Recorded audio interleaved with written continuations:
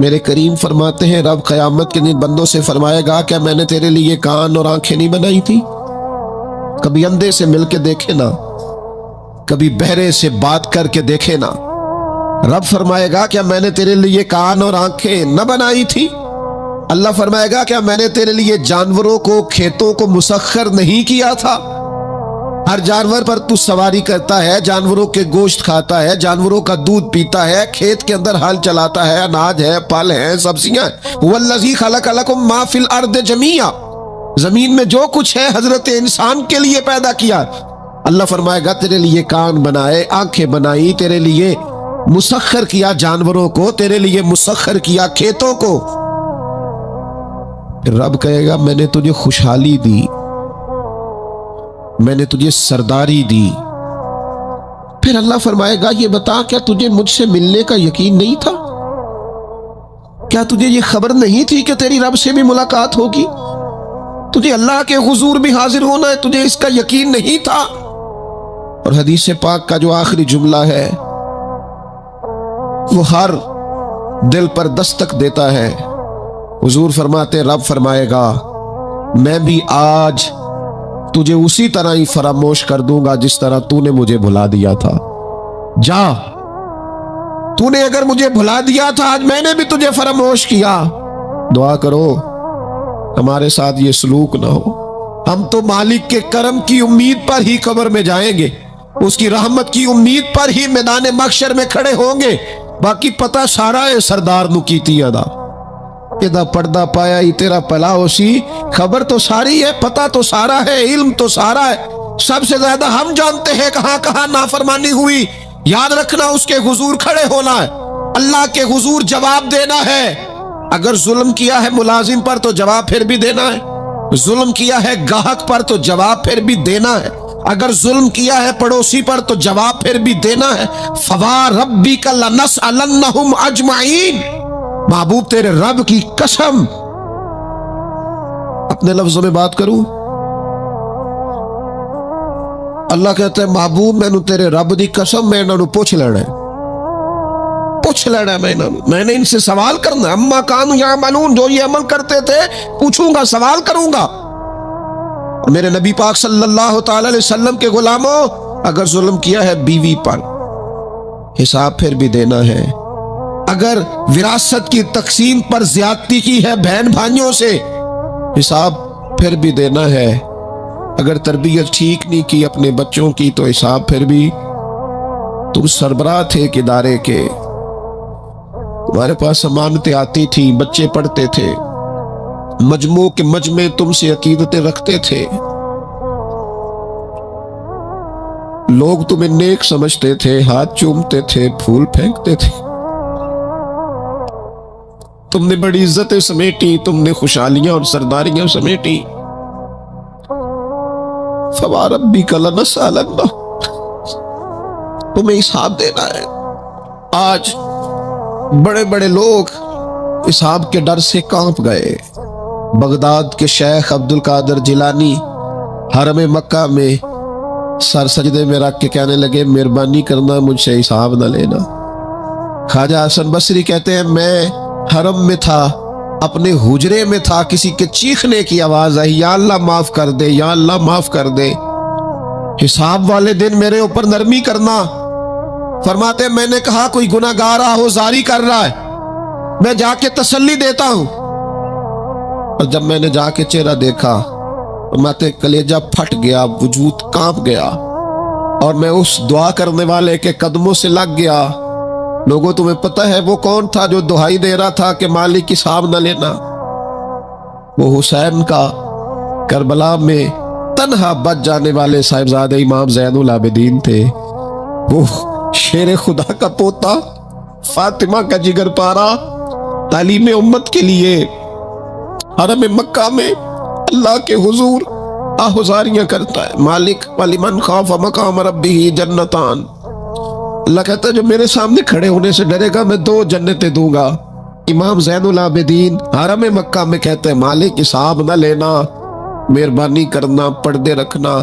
زین العابدین آپ کا تو پلو پکڑ کے ساری امت جنت میں جائے گی، آپ کے تو قدموں سے لگ لگ کے ہمارے باپ ہمارے دادا جنت میں جائیں گے، آپ کی دادی سیدہ پاک کے آنچل میں چھپ کے تو ہماری بیٹیاں پناہ مانگیں گی، ہماری مائیں ان کے قدموں سے لگیں گی تو جنت کے راستے کھلیں گے۔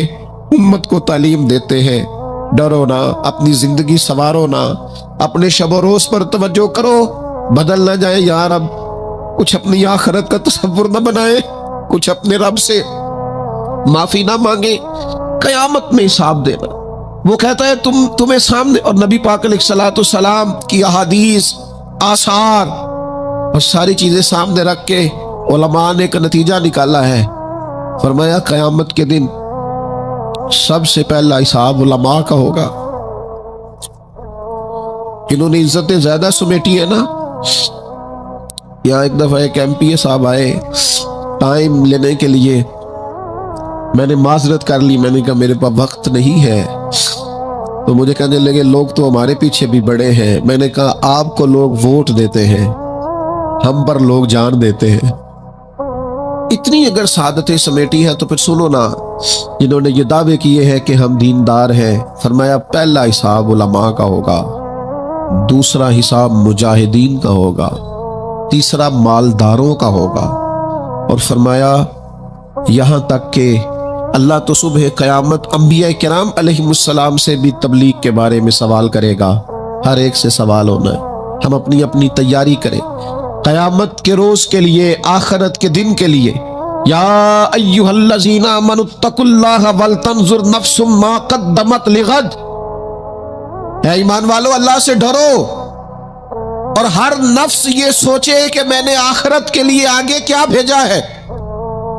آؤ آج اپنے اپنے اعمال کا جائزہ لیں، ہمارے لیے آج شام کھانے میں کیا ہے یہ سب کو پتا ہے، اس ماہ میرے گھر میں کیا آمدن ہے، کیا خرچ ہے، یہ سب کو پتا ہے، لیکن رب کہتا ہے وَلْتَنْظُرْ نَفْسٌ مَا قَدَّمَتْ لِغَدٍ،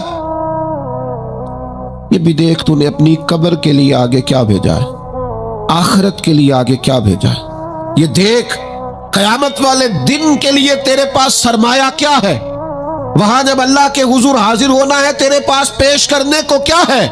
جناب صدیق کے پاس پیش کرنے کو وفا ہے، امت کی خدمت گزاری ہے جناب عمر کے پاس، جناب عثمان غنی کے پاس سخاوت ہے، مولا علی نے ہر میدان میں تلوار چلا کے اسلام کا جھنڈا بلند کیا ہے، حسین ابن علی نے سر دے کر اللہ کے حضور نظر پیش کی ہے۔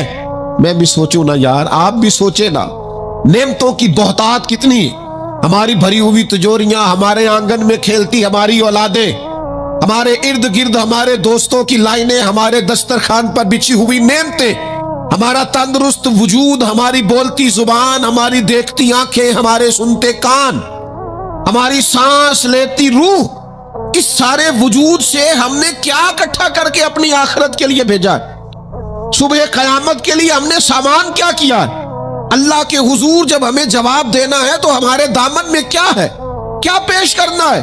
آج اپنے دل سے، اپنی روح سے یہ سوال ہمیں ضرور کرنا ہے، اور ایک بار نہیں 6 بار کرنا اور بار بار کرنا ہے۔ نبی پاک صلی اللہ تعالی علیہ وسلم نے ارشاد فرمایا ہے، حضور فرماتے 5 سوال پوچھے گا رب قیامت کے دن، اور جب تک تم ان سوالوں کے جواب نہیں دو گے تمہیں ہلنے نہیں دیا جائے گا۔ ایک یہ پوچھا جائے گا عمر کہاں گزری، سارا وقت ضائع ہو گیا موبائل پہ، سارا ٹائم ضائع ہو گیا خوش گپیوں میں، شغل میلہ، آنا جانا، عمر ساری قیمتی وقت ضائع کر دیا۔ اور پھر ایک سوال، اسی سوال سے متعلقہ دوسرا ہوگا جوانی کہاں گزاری، وہ ساری کھیل کود میں گزر گئی، لہو و لعب میں گزر گئی، گیموں میں گزر گئی، یہ سوال ہوگا۔ اور تیسرا سوال رب پوچھے گا بتاؤ نا مال کہاں سے کمایا، ذرائع آمدن بتاؤ، دنیا میں تو تم نے دھول جھونک لی، جہاں دھونکنی تھی یہاں بتاؤ کہاں سے کمایا، اور کما کر بھی تم مالک نہیں ہوئے۔ چوتھا سوال یہ پوچھا جائے گا بتاؤ مال خرچ کہاں کیا، اور میرے نبی پاک فرماتے ہیں 5واں سوال یہ ہوگا یہ بتاؤ اپنے علم پر عمل کتنا کیا۔ لیکچر دینا آسان ہے، تقریر کرنا آسان ہے، واعظ کرنا آسان ہے، سمجھانا آسان ہے، فیس بک پر اچھی نصیحت لکھ دینا آسان ہے، روز صبح واٹس ایپ پہ سب کو بہترین نصیحتیں بھیجنا آسان ہے، لیکن قیامت کے سوالوں میں سے ایک معتبر سوال ہے، بخاری میں موجود ہے، 5 سوالوں میں سے آخری سوال یہ ہے کہ جو تم جانتے تھے، جس کا تمہیں علم تھا، جو تم نے سیکھا تھا، جو تم نے پڑھا تھا، اس پر تمہارا عمل کتنا تھا؟ کس کو نہیں پتا نماز فرض ہے؟ کس کو نہیں پتا والدین کی خدمت کرنا ضروری ہے؟ حلال حرام کی تمیز سے کون آگاہ نہیں ہے؟ کون نہیں جانتا کہ میرا رویہ تلخ ہے، لوگوں کو تکلیف دیتا ہے؟ کون نہیں سمجھتا کہ میری فلاں فلاں چیز کی وجہ سے فلاں فلاں لوگ تڑپتے ہیں، سسکتے ہیں، روتے ہیں؟ بہت ساروں کو پتا ہے کہ میری بیوی، میرے بچے، یہ کچھ عورتوں کو پتا ہے میرا شوہر، میرے خاندان والے میری وجہ سے تکلیف میں، بہت سو کو پتا ہے میری وجہ سے میرے پڑوسی تکلیف میں، بہت سو کو پتا ہے میری وجہ سے میرے ملازم تکلیف میں ہیں۔ تم سے پوچھا جائے گا آپ نے علم پر کتنا عمل کیا؟ وہ جو تم جانتے تھے، جتنا تمہیں شعور تھا۔ آج پوری امت مسلمہ میں کیا ہو رہا ہے؟ تقریریں، واعظ و نصیحت، فقط واعظ و نصیحت۔ اقبال کہتے ہیں مسجد تو بنا دی شب بھر میں ایمان کی حرارت والوں نے، اور یہ دیکھنا کیا کہتے ہیں من اپنا پرانا پاپی تھا، برسوں میں نمازی بن نہ سکا۔ اور اقبال بڑا اپدیشک ہے، من باتوں میں موہ لیتا ہے، بڑی سونی باتیں کرنی آتی ہے ہمیں۔ اقبال بڑا اپدیشک ہے، یہ من باتوں میں موہ لیتا ہے، پر گفتار کا قاضی ہے یہ بنا، کردار کا غازی بن نہ سکا۔ گفتار کا قاضی غازی بننا آسان ہے، لیکن اپنے عمل میں نکھار لانا، ہاں۔ سب سے پہلے 2 چیزوں کا حساب ہونا قیامت میں، یاد رکھیے گا۔ اعمال میں سب سے پہلے نماز کا حساب ہوگا۔ حضور نے فرمایا کافر اور مومن کے بیچ فرق ہی نماز کا ہے۔ اور حقوق العباد میں سب سے پہلے قتل کا حساب ہوگا۔ یہ 2 حساب سب سے پہلے، اور کچھ لوگ ایسے بھی ہوں گے جن کا حساب آسان ہوگا۔ نبی پاک علیہ السلام نے وہ 3 لوگ بھی بتائے ہیں جن سے میرا مالک آسان حساب لے گا۔ یا رسول اللہ کون کون سے؟ حضور نے فرمایا جس سے لوگ توڑتے تھے پر وہ جوڑتا تھا، رب آسان حساب لے گا۔ اور کریم فرماتے ہیں، یہ آپ نے بھولنے نہیں، یہ لب لباب ہے ساری گفتگو کا، یاد رکھ۔ فرمایا جو تجھے محروم کرے اسے عطا کر، جو تجھ سے توڑے تو اسے جوڑ، اور جو تجھ سے زیادتی کرے تو اسے معاف کر دے، اللہ قیامت میں تجھ سے آسان حساب لے گا۔ اللہ تیرے لیے قیامت میں آسانی پیدا کر دے گا۔ میرے بھائیوں، ایک اور بندہ بھی ہے جس سے قیامت میں بڑا آسان حساب ہوگا۔ کریم محبوب علیہ السلام نے فرمایا جس کے سینے میں حسد نہیں نہ ہوتا، جس کے دل میں بغض نہیں ہوتا، جس کے دل میں کینہ نہیں ہوتا، سانو تخت ہزارے دی لوڑ کی، وہ اسی کسے دے کچھ بھی نہیں لگ دے، نہ کوئی ساڈا دردی۔ وہ جو سینہ بالکل، جن کا سینہ بے کینہ ہوتا ہے نا، کشادہ دل، سب کے لیے پیار، سب کے لیے محبت، سب کے لیے وارفتگی، ہر ایک، سارے سمجھتے ہیں مجھ سے ہی پیار زیادہ ہے، سینہ کشادہ ہے، دل بڑا ہے۔ فرمایا جن کے سینے کشادہ ہوں گے، بغض سے، عداوت سے، حسد سے، کینے سے پاک ہوں گے، اللہ قیامت میں آسان حساب لے گا۔ اچھا، میرا وجدان کہتا ہے کہ میرے نبی پاک کے پاک لفظوں کا معنی یہ ہے قیامت میں رب ان سے فرمائے گا جاؤ میں نے تمہیں معاف کیا۔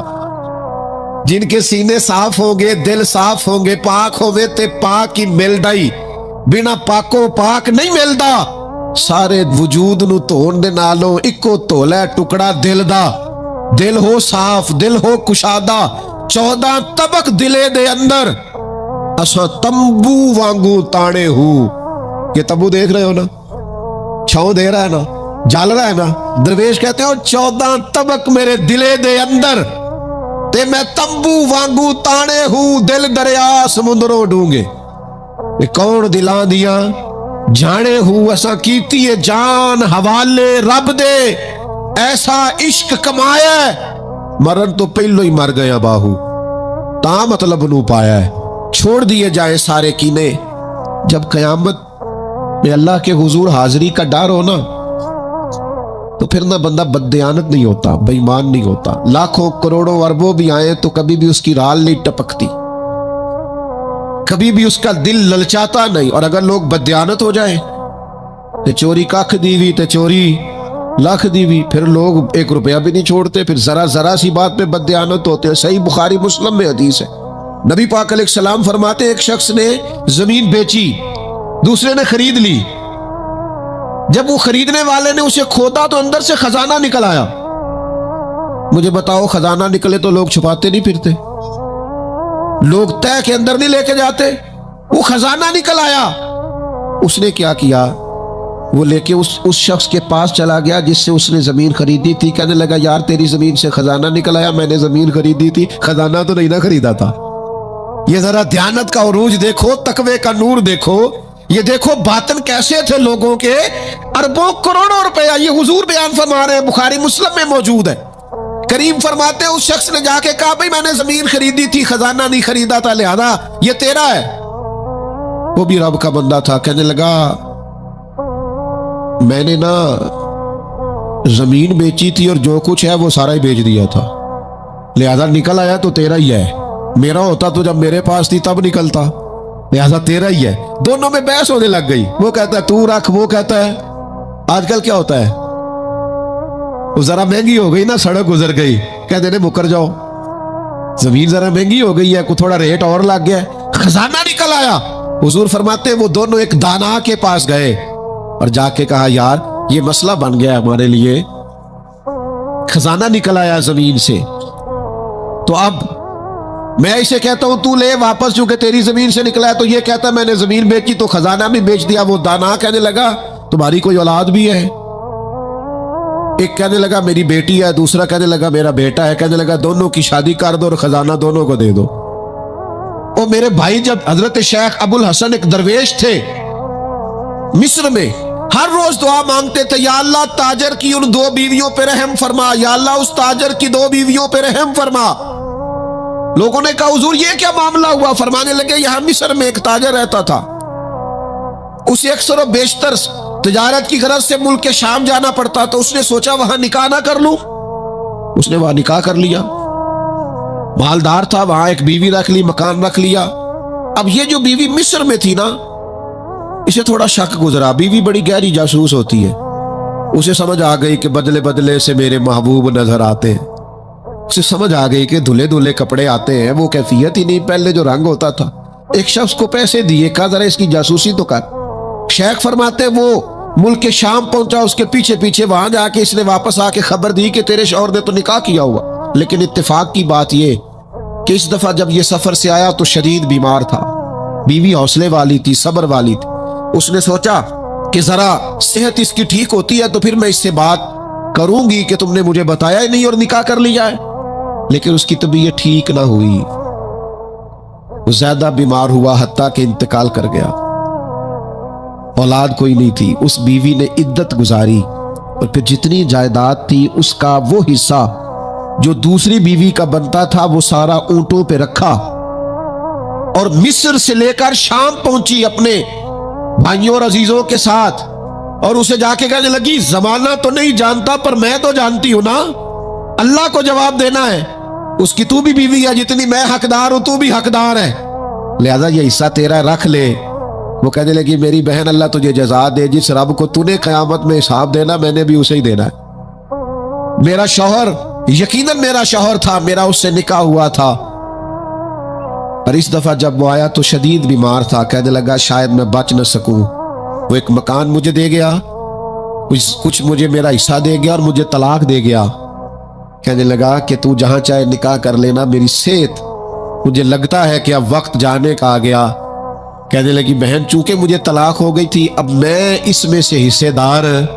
شیخ فرماتے ہیں گواہ دونوں کے پاس کوئی نہیں تھا، پر دونوں اللہ کو جواب دینا چاہتی تھی، اس تقوی کا مظاہرہ کیا۔ فرماتے میرا دل کرتا ہے جب بھی نماز پڑھتا ہوں تاجر کی دونوں بیویوں کے لیے دعا کرتا ہوں، فوا ربی کا لنسألنہم اجمعین، محبوب تیرے رب کی قسم قیامت میں میں ان سے حساب لوں گا۔ یہ جو آخرت کا تصور ہے نا، حضرت ابو ذر غفاری رضی اللہ تعالیٰ عنہ نے اپنے غلام سے کہا جو بہترین اونٹ ہے وہ اللہ کے رستے میں خرچ کر دو، خیرات کر دو، بہترین۔ شام کو سیدنا ابو ذر غفاری رضی اللہ تعالیٰ عنہ تشریف لائے تو وہ جس اونٹ کے بارے میں آپ اشارہ کر کے گئے تھے خرچ کر دینا، اللہ کے رستے میں دے دینا، وہ بندھا ہوا ہے، اور اس سے جو دوسرے نمبر کا کم، اس سے جو کم قیمت کا تھا، باقی سب میں بہتر لیکن اس سے کم قیمت کا، وہ اونٹ آپ کے غلام نے اللہ کے رستے میں خرچ کر دیا، خیرات کر دیا۔ تو آپ فرمانے لگے یار میں نے تمہیں کہا تھا یہ اونٹ دینا۔ وہ کہنے لگا حضور یہ تو آپ کی سواری کا اونٹ ہے نا، تو میں نے چاہا تھا جو آپ کی سواری کاؤنٹ ہے وہ رکھ لیا جائے. تو سیدنا ابو ذر غفاری رضی اللہ تعالیٰ عنہ فرمانے لگے میں سواری کے لیے تو تجھے کہہ رہا تھا خرچ کر دے، پر دنیا کی سواری کے لیے نہیں، آخرت کی سواری کے لیے. وہ جو قیامت میں اللہ کے حضور پیش ہونا ہے تو میں نے کچھ بھیجا ہوا تو ہو، وہاں میرے پاس کوئی خزانہ تو ہو، آخرت کی جمع پونجی تو ہو، کوئی ہو نا میرے پاس جو میں نے آخرت کے لیے. ناراض نہ ہونا. بہت سارے معاملات میں ہم اولاد سے نہیں مشورہ کرتے، نہیں گھر والوں سے پوچھتے. اللہ کے راستے میں خرچ کرتے ہوئے کیوں کہتے ہو مشورہ کر کے بتاؤں گا، بات کر کے بتاؤں گا؟ جب اپنے دنیاوی بہت سارے معاملات میں آزاد ہوتے ہو تو اپنی آخرت کا ذخیرہ جمع کرنے کے لیے کیوں ہم آزادی کے ساتھ فیصلہ کیوں نہیں کرتے؟ نبی رحمت نور مجسم شفیع معظم صلی اللہ تعالی علیہ وآلہ وسلم گھر میں تشریف لائے. حضور نے پوچھا کیا ہے کھانے کے لیے؟ عرض کی حضور ایک بکری ذبح کی تھی، ساری بانٹ دی ہے، ایک دستی بچی ہے، ایک ٹانگ کی دستی کا کچھ حصہ بچا ہے. حضور نے فرمایا نہیں، جو تم نے بانٹ دیا ہے وہ سارا ہی بچ گیا ہے. کیوں؟ وہ آخرت کے لیے جمع ہو گیا، وہ سارا بچ گیا. یہ جو تم نے کہا ہے نا یہ بچی ہے، یہ نہیں بچی، بچا تو وہ سارا ہے جو راہ خدا میں بانٹ دیا گیا. میرے عزیزو، اتنا بڑا مجمع ہے، ہزاروں کی تعداد میں آپ لوگ تشریف لائے ہیں. میں عاجز آدمی، آپ سب سے زیادہ گناہگار، صرف ایک پیغام دینا چاہتا ہوں. اللہ کے سامنے ہم نے کھڑے ہونا ہے، اپنی آخرت کی تیاری کریں. میں بھی آج نئے سرے سے اپنی زندگی پر غور کروں گا، آپ بھی نئے سرے سے اپنی زندگی پر غور کریں. میں بھی آج اللہ کے حضور صدق کے دل سے معافی مانگوں. ہم سب اللہ کے حضور حاضر ہیں، جمعہ پڑھنے آئے ہیں، معافی مانگیں. سارے اپنے رب کی بارگاہ میں عرض گزار ہوں کہ ہمارا مالک ہمارے اوپر فضل کرے اور ہمیں ایسی توفیق دے کہ ہم اپنی آخرت کے لیے کوئی ذخیرہ کر سکیں. آخرت کی فکر بڑی اہم چیز ہے. آخرت کی وہ کچھ لوگ کہتے ہیں نا فکر نہ کرو، فکر نہ کرو، فکر نہ کرو. سارے دوست یہی کہتے ہیں، آپ میرے قریبی ہیں، میں آپ سے کہتا ہوں فکر کرو، فکر کرو، فکر کرو، اور اپنی آخرت کی فکر کرو. 2-2.5 سال ظاہری طور پر عمر کم تھی حضرت صدیق اکبر کی نبی پاک سے، لیکن ایک دن حضرت صدیق اکبر نے عرض کی یا رسول اللہ صلی اللہ تعالی علیہ وسلم، میں دیکھ رہا ہوں آپ پر تو بڑھاپا آ گیا ہے، بال مبارک سفید ہو رہے ہیں. تو حضور فرمانے لگے سورہ ہود، سورہ واقعہ، سورہ مرسلات، فرمایا اس طرح کی صورتوں نے مجھے بوڑھا کر دیا. کیوں؟ ان میں قیامت کا ذکر ہے، ان میں آخرت کا ذکر ہے، اللہ کے حضور حاضری کا ذکر. ان صورتوں نے، ان کی فکر نے، حضور فرماتے ہیں یہ ترمذی شریف میں موجود ہے، مجھے بوڑھا کر دیا ہے. ہم بھی بوڑھے ہو گئے ہیں پر اولاد کی فکر میں، ہم بھی بوڑھے ہو گئے ہیں مال کی فکر میں. ہمیں بھی کچھ تھوڑی فکر کرنی چاہیے آخرت کی.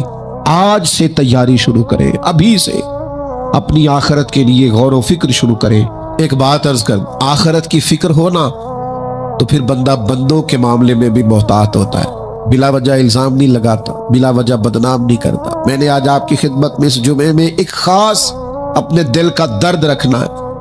کسی کے بارے میں بھی پروپیگنڈا چھوڑ دیں، کسی شخص کے بارے میں بھی غلط بات کرنی چھوڑ دیں. پڑوسی، دوست، احباب، محلے دار، جس کے بارے میں حقائق کا نہیں پتا، اس کے بارے میں ہمیں اللہ کے حضور حاضر ہونا ہے، جواب دینا ہے.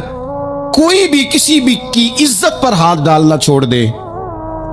اسلام میں چور کی سزا ہاتھ کاٹنا ہے، لیکن اسلام پہلے غور کرتا ہے چوری کیوں کی، اسباب کیا بنے. حضرت عباد بن شرجیل رضی اللہ تعالیٰ عنہ کہتے ہیں میں نے اپنے پڑوسی کی باغ سے کچھ پھل لے لیے تھے، کچھ کھا لیے تھے، کچھ میں نے اپنی چادر کے پلو میں چھپا لیے. ابن ماجہ میں موجود ہے، مسند احمد میں موجود ہے، دیگر کئی کتب احادیث میں موجود ہے. فرماتے اس نے مجھے پکڑ لیا، حضور کی بارگاہ میں لے گیا. تو نبی کریم نے مجھ سے فرمایا کیوں چوری کی؟ بات کو سمجھنا. عرض کی حضور بچے بھوکے تھے، تکلیف میں آ گیا. اب پتہ اس چوری کے لیے حضور نے کیا فیصلہ کیا؟ نبی پاک اس کے پڑوسی سے فرمانے لگے جب بھوکا تھا تم نے روٹی کیوں نہیں دی؟ جب یہ جاہل تھا علم کیوں نہیں دیا؟ اور فرماتے ہیں میری سزا حضور نے یہ سنائی کہ 1 اونٹ بھر کے مال کا مجھے دیا گیا. دوستو، الزام تو لگا دیتے ہو کہ فلاں غریب آدمی بار بار مانگتا ہے، فلاں بار بار ستاتا ہے، فلاں قرض مانگتا ہے. اپنی آخرت سے ڈرے، دیکھے تو صحیح लोग मजबूर क्यों है, तंग दस्त क्यों है, परेशान क्यों है, उस जगह पर जाएं। उलझे उलझे बिखरे बिखरे रोजो शब पूछेगा कौन, लोग तेरा जुर्म पूछेंगे सबब पूछेगा कौन। लोग पूछते ही नहीं, तवज्जो ही नहीं करते कि जुर्म क्यों हुआ, उसकी नौइयत तक लोग जाते ही नहीं। खुदारा जनाब अब्दुल्ला इब्न उमर खुद फरमाते हैं कि सरकार ने मुझसे पूछा कि अब्दुल्ला ये बात ठीक है कि तुम हर रोज ही नफली रोजा रखते हो और हर रात ही नफली इबादत करते हो? तो मैंने अर्ज किया, या रसूल अल्लाह सल्लल्लाहु ताला अलैहि वसल्लम, ऐसा ही है। अल्लाह के प्यारे हबीब अलैहिस्सलाम ने फरमाया, ऐसा ना करो। वो नफली रोजा रखते थे, हर रोज हर रात नफली इबादत करते थे। तो महबूब ने उनसे तस्दीक कराने के बाद फरमाया, ऐसा न करो, कभी रोजा रखा करो, कभी इफ्तार किया करो, और फरमाया कभी नमाज पढ़ा करो, कभी सो जाया करो। क्यों? इसलिए कि हुजूर फरमाने लगे, तुम्हारे जिस्म का भी तुम पर हक है, तुम्हारी आंख का भी तुम पर हक है कि उसे नींद आती है, तुम्हारी बीवी का भी तुम पर हक है, और फरमाया तुमसे जो मुलाकात करने के लिए आता है उसका भी तुम पर हक है। तो ये लफ्ज़ कह के कि तुम्हारे अपने ऊपर भी हुकूक हैं, तुम्हारी ज़ात के भी तुम पर हक है। बाज़ लोग तसव्वुफ़ और तरीक़त के नाम पर बहुत मुश्किल बातें करते हैं और बहुत मुश्किल बातें सुनाते हैं, और बाज़ लोग फिर उन बातों का बड़ा सख्त और मुश्किल माना भी लेते हैं कि बड़ी शदीद जद्दोजहद करनी चाहिए, हमेशा रास्ता वही इख्तियार करना चाहिए जो मुशक्क़त वाला हो, हमेशा वही काम करने चाहिए जिनके अंदर ज़्यादा दुश्वारी हो। ठीक है, बाज़ औक़ात मुशक्क़त वाले काम, मुजाहिदे वाले काम इंसान की नफ्स की तरबियत के लिए बड़े अच्छे होते हैं, लेकिन ऐसी मुशक्क़तें, ऐसे मुजाहिदे जो इंसान को इतना कमज़ोर कर दें कि वो ज़रूरत के जो हुकूक है वो भी पूरे करने के काबिल ना रहे, उसकी सेहत पर ही असरअंदाज हो जाए, वो आने जाने वालों से मिलने के काबिल ही ना रहे, वो दीगर उसके ज़िम्मे जो उसके ख़ानदान के कबीले के बाल बच्चों के हुकूक हैं वो अदा ही ना कर सके, तो इस्लाम इसकी भी इजाज़त नहीं देता। खुद साख्ता तसव्वुफ़ और ख़ुद साख्ता तरीक़त का जो मफ़हूम लोगों ने बना लिया है वो मफ़हूम भी दुरुस्त नहीं है। हमारे बुज़ुर्ग थे शेखुल मशाइख और उस्ताजुल असातिज़ा हज़रत शेख मोहम्मद तहसीन रज़ा खान साहब बरेलवी रहमतुल्लाह ताला अलैह, 50 साल के लगभग उन्होंने दरस हदीस दिया है। तो मैं उन पर एक मज़मून लिख रहा था, मैंने उनसे अर्ज़ की, हुजूर आप तहज्जुद पढ़ते हैं? फरमाने लगे नहीं, मैं इशा जमात से पढ़ता हूँ, इसको भी सालों बीत गए, और मैं फजर जमात से पढ़ता हूँ, ये भी मेरी ज़िंदगी का मामूल है, लेकिन मैं सहरी के वक़्त इसलिए नहीं उठ पाता कि मुझे सुबह 8 बजे बैठकर बच्चों को दरस हदीस पढ़ाना होता है, इशा के बाद मुझे मुताला करना होता है, तो मैं समझता हूँ ये भी मेरे लिए नफली इबादत है, लिहाजा मैं रात को भी किताब व सुन्नत देखता हूँ और सारा दिन भी किताब व सुन्नत पढ़ाता हूँ। उम्मीद है मेरा रब मुझे ताजुद का अजर भी अता करेगा। अजीज़ दोस्त, आप याद रखिएगा, इसको समझिएगा कि हमारे यहाँ बाज़ लोग बाज़ चीज़ों को ज़्यादा दुश्वारी बना लेते हैं। फलां आदमी को मैंने कभी नफल पढ़ते नहीं देखा, ये तरीक़त नहीं। क्या आपने उसे नफल पढ़ते नहीं देखा तो वो सूफी नहीं? आप ये बताइए, कभी फ़र्ज छोड़ते तो नहीं देखा? कभी उसे ज़रूरियात दीन को छोड़ते तो नहीं देखा? और नफल तो वैसे भी इंसान का रब से ज़ाती मामला, हो सकता है सामने वाला छुप के पढ़ता हो सकता है वो किसी ऐसे लम्हे में पढ़ता हो जब वो समझे कि इस वक्त मुझे तन्हाई मुयस्सर है। तो हुजूर ने फरमाया तुम्हारे नफ्स का भी तुम पर हक है। जिन जिन चीज़ों को अल्लाह रसूल ने जायज़ करार दिया है वो कोई शख्स भी इस्तेमाल करता है तो उसको कोई शख्स नाजायज़ कर सकता नहीं, किसी को भी उसका इख्तियार और हक हासिल नहीं है। बल्कि सही बुखारी के अंदर सैयदा आयशा सिद्दीक़ा रज़ी अल्लाह ताला अन्हा की एक रवायत मौजूद है। आप फरमाते हैं नबी पाक सल्लल्लाहु ताला अलैहि वसल्लम ने कोई काम किया, बाद में रुख्सत दे दी, इजाज़त दे दी, फरमाया चाहे करो चाहे ना करो, न करने की इजाज़त दे दी, पहले सरकार ने किया। तो बाज़ लोग ऐसे थे जिन्होंने उस रुख्सत से फ़ायदा नहीं उठाया, वो काम करते रहे। हुजूर ने इजाज़त दी थी लेकिन उन्होंने उस इजाज़त से फ़ायदा न उठाया।